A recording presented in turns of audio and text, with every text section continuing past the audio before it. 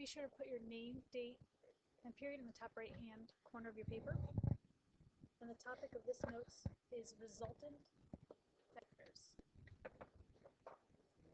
The outcome for these notes is to use right triangle trigonometry to calculate horizontal and vertical components of a vector and calculate the resultant of two or more vectors. So here we have a picture of vector u, and vector u has some terminal point at AB, which means that from its initial point at the origin, we've moved A in the horizontal direction and B in the vertical direction.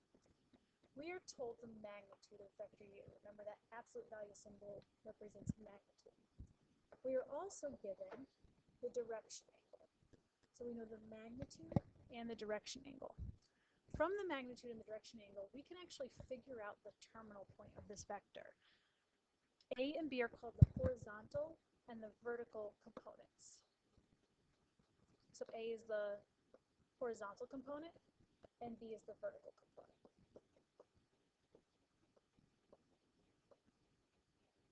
Remember that vector u is going to be expressed as AB. We're actually going to find out what A and B are. So let's start with the horizontal component. Remember, all we know is the magnitude and the direction angle. And we want to know what's the horizontal component. We're going to use our right triangle trigonometry. In relationship to theta, the horizontal leg of this triangle is adjacent to theta. And the magnitude represents the hypotenuse of this triangle. So thinking about our trigonometry, remember we have that acronym SOHCAHTOA. I have information about my hypotenuse and I'm looking for my adjacent. So that means I am using the cosine.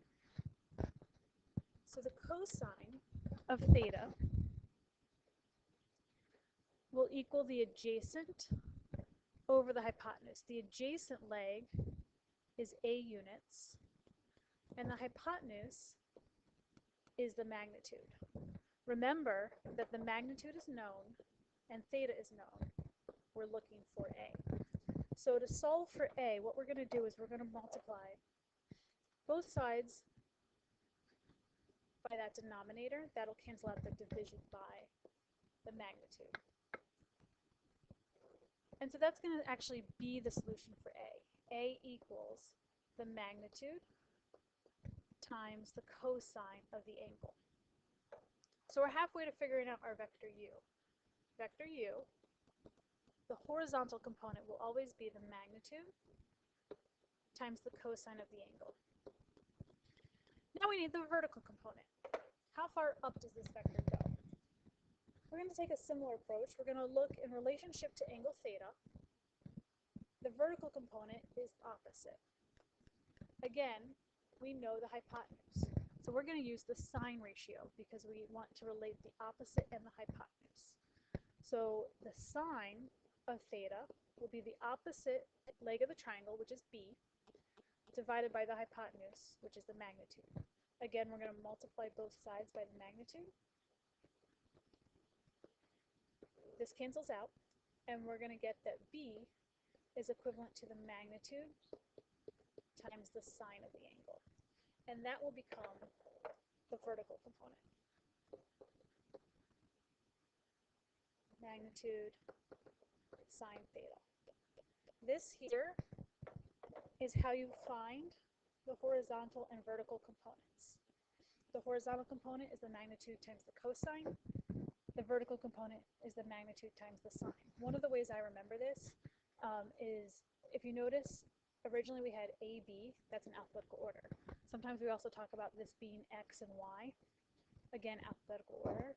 So I think, okay, alphabetical order. Cosine comes before sine alphabetically. So cosine will go first, followed by sine. You're going to go to page 699 in your textbook, and you're going to put example 4 into your notes.